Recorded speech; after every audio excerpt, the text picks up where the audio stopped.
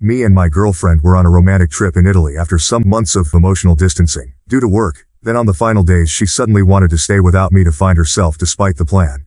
So I cut her off financially and left. So, here's the deal. Me and my girlfriend of 2 years. Before the whirlwind of my current job kicked in, life with Jay, that's my girlfriend, was pretty much like something out of a feel-good movie. We met at a friend's barbecue and clicked instantly. She had this easy laugh and a way of seeing the funny side of everything, which made every day a bit brighter. We spent countless evenings just walking through the park, cooking together, or binge-watching series. We were that couple always holding hands, always planning the next fun thing. Back then, my work was steady, predictable 9 to 5 hours, so I always had ample time for us. But as things picked up at work, with me stepping into a more demanding role, our dynamics began to shift. It was subtle at first, missing a dinner date here, canceling plans there. I told myself that it was just a busy phase, that I'd regain control of my schedule. Jay was understanding too, always saying she got it, that work was important. But no matter how supportive she tried to be, I could tell it was wearing on her. The past 2 months have really highlighted how strained things have become. My new normal means more late nights, unexpected weekend calls, and constant emailing from home. We see less of each other, and when we do, the exhaustion and stress are palpable. What used to be our downtime has turned into brief, often silent meals, with both of us glued to our phones. The intimacy that came so easily now feels like something we have to schedule, like another task on my to-do list. These changes have brewed undercurrents of resentment. Jay, once so laid back and jovial, now snaps over minor things like forgetting to buy milk or leaving a wet towel on the bed. We argue over these trivialities, but there's always an unspoken heavier air about time, about neglect. We haven't had a big blowout, nothing that dramatic, but there's this constant, nagging feeling of drifting apart, like we're slowly losing grip on what made us us. Recognizing the toll my new job was taking on Jay and me, I knew something had to give. I could see the strain in her eyes, the way her smile didn't quite reach as far as it used to. It was like watching the color fade from a vibrant painting. Guilt gnawed at me, a constant reminder that I wasn't there for her as much as I should be. She never complained much, but love doesn't need words to express when something's amiss. I decided to plan a vacation, something grand, a gesture to show Jay just how much she meant to me and to perhaps salvage what was becoming of our once effortless connection. Italy seemed like the perfect escape, with its romantic landscapes, rich history, and the promise of delicious food. It was somewhere Jay had mentioned wanting to visit back in our easier days. I imagined us wandering through the streets of Rome, riding a gondola in Venice, and sipping wine under the Tuscan sun, reclaiming the magic that we'd lost to routine and tired, late-night apologies. I handled all the arrangements secretly, booking our flights and picking out the coziest hotels, aiming for a seamless, stress-free experience. When I finally told Jay about the trip, the surprise ignited a spark in her that I hadn't seen in months. The essence of Italy seeped into every moment of our trip, and it seemed each day offered a new adventure, a fresh opportunity to bridge the gap that had formed between us. One evening in Venice stands out vividly in my memory. We had booked a small boat to take us through the winding canals at dusk. The setting sun cast a warm golden glow over the ancient buildings, and the water mirrored the sky, turning our surroundings into a canvas of oranges and pinks. The boatman maneuvered us expertly under low bridges and alongside colorful, slightly tilting buildings. Jay and I sat close, our hands intertwined, the sounds of distant chatter and the gentle splash of water against the boat filling the air. There was a peace in that moment, a quiet contentment that I hadn't felt in months. She rested her head on my shoulder, and it felt like we were the only two people in the world. Another highlight was our romantic dinner in a quaint little restaurant in Rome. Tucked away in a narrow alley lined with ivy-covered walls, the restaurant was Jay's find, a place she had read about in one of her travel blogs. We dined outside under a string of small lights, the atmosphere buzzing with the soft murmur of other diners and the clink of glasses. We indulged in a meal of fresh pasta, drizzled with a truffle sauce that was nothing short of divine, paired with a bottle of local red wine recommended by our waiter. Jay's eyes sparkled under the fairy lights as we talked about plans for the future, about places we still wanted to see, and about starting fresh when we got back home. For a few hours, it felt like we had recaptured the magic of our early days together, laughing and sharing stories with an ease that I had sorely missed. These moments, so full of promise and rediscovery, made the sudden shift on our last day all the more jarring. As we stood on that cliff in Naples, with the vast blue sea stretching out before us, I couldn't help but feel like the picturesque scene was mocking us, presenting a stark contrast to the turmoil that was unfolding between us. Someone's life can't really be like that. That's when she dropped the bombshell. Out of nowhere, Jay told me she needed more time here, in Italy, without me. She told me she wants to stay longer to find herself, and think about our relationship without me. I was stunned. There was no lead-up, no conversation about feeling constrained or unhappy. Not like this. Until that moment, I thought we were healing, getting better, finding our way back to each other. But her words made it clear she felt differently. She hadn't planned this with me, hadn't even hinted at needing more space until that instant. It felt like a betrayal, not just of the plans we'd made together, but of the progress I thought we'd been making. I felt a mix of emotions swirling inside me, anger, confusion, but mostly, a deep, unsettling sadness. Here I was, thinking we were mending our relationship, while she was apparently still questioning everything about us. The idea of leaving her there, in a foreign country, tore at me, but so did the feeling of being so unexpectedly pushed away. It was supposed to be our trip, our time to reconnect, and now it was ending with her choosing to stay behind, to continue without me. This wasn't just a small hiccup, it felt like a seismic shift in what I thought our future was going to look like. The conversation escalated quickly from her initial bombshell. Standing there, overlooking the Mediterranean, the salt air mixing with the tension between us, I struggled to keep my composure. I needed to respond, to say something, because silence would just be acceptance, an agreement to her sudden plan without any consideration of what it meant for both of us. So, as calmly as I could muster, I addressed the financial side of her decision, a decision she had made alone but one that would affect us both. Jay, I began, trying to keep my voice even. I want to support you in finding whatever it is you're looking for. But if this is something you need to do alone, then I think it's only fair you take on the financial responsibility for it too. I explained that the trip as planned was something I could prepare for, budget for, but extending it was beyond what I had anticipated. As Jay's voice grew louder against the backdrop of the cliffside, her words cut through the gentle hum of the waves below. The tension was palpable, and her accusations stung deeply. How can you just cut me off like this? Is this how you show your love? By holding money over my head? Her eyes, usually so warm and inviting, now flashed with a mixture of frustration and desperation. I tried to keep my own emotions in check, to respond without escalating the situation further. Jay, this isn't about money, I replied, my voice steady but filled with emotion. It's about us, about commitment.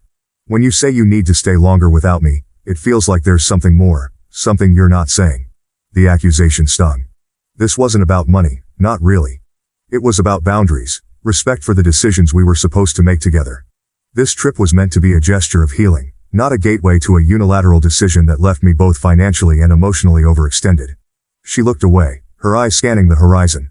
I could see the gears turning, her mind wrestling with the implications of her desires versus the realities of our relationship. The air between us felt charged, heavy with unsaid things and unresolved emotions. I took a deep breath, trying to read between the lines of what she wasn't quite saying. The idea of her needing time alone here, now, seemed to point to something more than just soul-searching. Jay, are you telling me everything? I asked gently, hoping to coax out what was really on her mind. We ended the conversation with no real resolution, the issue hanging over us like a dark cloud. She was hurt, feeling unsupported in her moment of need for independence. I was confused and upset, feeling like the partner left holding the pieces while she sought something I couldn't give her on those cliffs. We spent our last night in Italy in silence, each lost in our own thoughts, wondering what the next step would be for a relationship that had just faced one of its toughest tests. When I returned from Italy, the tension between Jay and me hadn't eased, but the addition of our friends' opinions only magnified the stress. It started with a few offhand comments during a group video call, when one of our mutual friends, Mark, mentioned hearing about our little disagreement in Italy. The word choice felt minimizing, and the discussion quickly spiraled from there. Dude, you left her stranded in Italy? That's harsh, Mark said, shaking his head, his tone more accusatory than concerned. Another friend, Lisa, chimed in. Yeah, I mean, I get that you're upset, but cutting her off financially? That seems a bit extreme. Their words stung. Here were people who knew us both, who knew our dynamics and the struggles we'd been facing lately. Yet it seemed they only saw the situation from one side. Jay's. They weren't there to see the confusion and hurt in my eyes when she told me she wanted to stay behind. They didn't feel the weight of betrayal that I felt when my efforts to mend our relationship were met with a sudden demand for space and independence. I tried to explain my side, to tell them how blindsided I was, how we had planned this trip together as a couple and how her sudden decision felt like a step away from everything we were supposed to be working on. It's not about the money, I insisted. It's about being left out of a major decision that affects both of us. It's about feeling like I'm not a partner but a provider to be switched on and off. But the conversation didn't go far. Their minds seemed made up, and the more I tried to justify my stance, the more defensive I sounded, which only seemed to validate their criticisms. The call ended with a heavy silence, and I was left feeling isolated, not just from Jay but from my friends too. This rift made me question a lot of things, not just my relationship with Jay, but also my friendships. It felt like they were quick to judge without understanding the full complexity of the situation. Or maybe, I wondered, Had I failed to communicate the depth of my feelings effectively? Either way, I felt cornered and misunderstood, caught between defending my boundaries and appearing uncaring to the people whose opinions mattered to me. It was a precarious balance, trying to maintain my stance while navigating the disapproval of friends I had once relied on for support. Update. Wow. I can't believe my situation got so many of your attention. Well, thank you for all of your advice. A month had dragged by since Jay decided to extend her stay in Italy, a decision that stretched the fabric of our relationship to its limits. The weeks were marked by a strained exchange of messages, brief, cold, and sometimes days apart. I had hoped the distance might bring some perspective, perhaps soften the edges of the conflict we had left simmering. Yet, as her return approached, a knot of anxiety grew within me, tightening with each passing day. She didn't call to let me know she was coming. I simply heard the key turn in the lock of our apartment. The sound, once a signal of comfort, now struck a chord of apprehension. As she stepped inside, the air shifted, heavy with the weight of unspoken grievances and pent-up frustrations. She looked different, tired, yes, but there was also a hard set to her jaw, an armor she had donned during her time away. The door barely closed behind her before the storm broke out. How could you just cut me off like that? Jay's voice was sharp, her words slicing through the tense air. Her bags dropped to the floor with a thud, mirroring the heavy drop of my heart. I had not cut her off financially without a warning. I had told her during our last painful conversation in Naples that if she chose to stay longer, she would need to do so on her own dime. But it seemed she had either misunderstood or chosen to reinterpret the facts. I didn't cut you off, I replied, trying to keep my tone level despite the rising tide of emotion. I said if you decided to stay longer, you'd need to manage without my financial support. You made that choice, not me. You left me stranded in a foreign country, she exclaimed, her face flushed with anger the moment she saw me. The accusation felt like a slap, harsh and unfounded. It was the breaking point after weeks of built-up tension and uncertainty. I didn't leave you stranded, Jay. You chose to stay. We had a return ticket already booked, I retorted, my voice rising to match hers. I felt betrayed, not just by her decision to extend her stay without discussing it with me, but now by her twisting of the facts. It was as if the careful plans I had made, meant to bring us closer, had been forgotten, discarded like an inconvenient truth. The argument spiraled quickly. Jay paced back and forth in the living room, each step seeming to echo her escalating frustration. You could have supported me, understood that I needed more time, she argued, throwing her hands up in exasperation. And you could have talked to me about it, Jay. Communication goes both ways, I shot back. The gap in our perspectives seemed insurmountable. I had envisioned our discussion as a chance to air our grievances and seek understanding, perhaps even find a way to mend the rift between us. Instead, it turned into a volley of accusations and hurt feelings. As we argued, the hurt became palpable, filling the space between us with words and silences equally heavy. The room felt smaller, as if the walls were inching closer with each passing moment of our disagreement.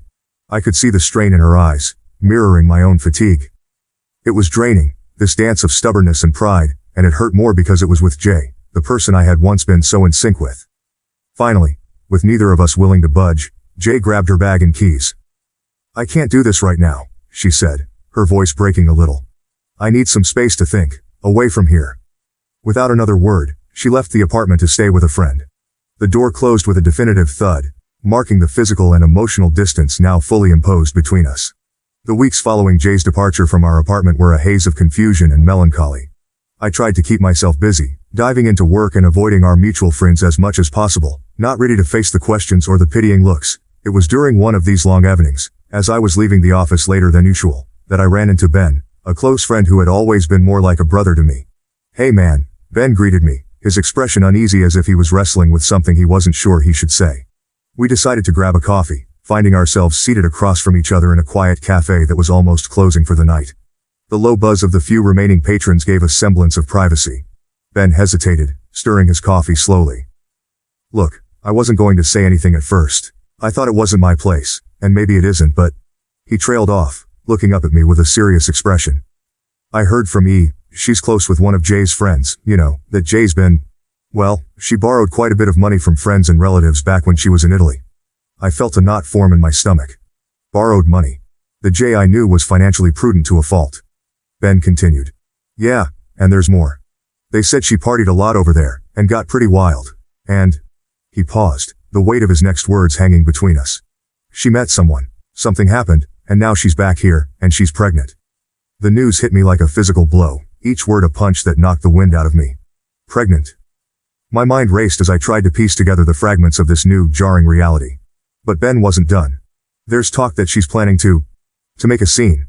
To claim the kid is yours to get you to take responsibility. I was stunned into silence, the coffee in front of me growing cold. It felt surreal, like a plot from one of those overly dramatic TV shows Jay and I used to watch together and critique for being too unrealistic. But this was real, and it was happening to me. Why would she do this? I finally managed to ask, my voice a mixture of disbelief and anger. I don't know, man, Ben replied, shaking his head. Maybe she's desperate, maybe she's not thinking straight. But I thought you should know, from someone who cares about you. I thanked Ben, my mind a whirlwind of emotions as I left the cafe. The night air felt colder as I walked home, the streets empty and echoing with the footsteps of my solitary return. Betrayal, confusion, hurt, it was all there, building up a storm inside me. What was I going to do? How could I confront Jay about this? The trust we had built over years seemed to crumble in an instant, leaving me to navigate the debris of our shared past in an uncertain, possibly contentious future. The days following my conversation with Ben were a blur of sleepless nights and distracted days. The seed of doubt he had planted grew into an overwhelming tangle of suspicion and uncertainty. Was Jay really planning to betray me so profoundly? Or was this all some kind of misunderstanding? I needed answers, and I needed them before Jay could make any moves. I started with our mutual friends, casually bringing up Jay in conversations to gauge their reactions. I'd steer the topic towards our relationship, watching carefully for any sign of discomfort or evasion that might suggest they knew more than they were letting on. Despite my efforts, nothing substantial came out of these interactions. It was as if Ben's story was an echo in a void, leaving me even more isolated with my worries. Frustrated but not deterred, I decided to take a more direct approach with someone who would know the truth. Kay, one of Jay's closest friends. She has always been honest with me ever since. She wasn't one to mince words or shield her thoughts behind polite facades. If anyone would tell me the truth, it would be her. I reached out to Kay under the guise of needing advice about how to repair things with Jay, a pretext that wasn't entirely false. We met at a small cafe, one of those cozy places with a comforting buzz that makes it easier to open up. As we sat down with our coffee, the casual start quickly shifted as I probed deeper. Kay, I've heard some things, and I just want to understand what's going on with Jay, I began, my voice steady but my hands betraying me with their slight tremor. I watched Kay's face closely, her expression changing from friendly concern to a more guarded wariness. What have you heard? She asked, her tone cautious yet curious. I hesitated, then decided to lay it all out. That I might be trying to trap me, makes me believe that I'm responsible for a situation that I had no part in creating. That she might be expecting but the circumstances aren't what they seem. Kay's demeanor shifted as she continued, her eyes still fixed somewhere outside the window, perhaps finding it easier than meeting my gaze directly in such a difficult moment. And there's something else you should know, she added, turning back to look at me, her expression a mix of sympathy and resolve. After Jay realized she was pregnant, she panicked. Given everything, she didn't know how to handle it. So, she got a paternity test done, just to be sure, you know. Kay's voice was steady but her hands fidgeted with the coffee cup in front of her. The results came back, and you are not the father. She was shocked and well, the Italian guy is out of the picture now.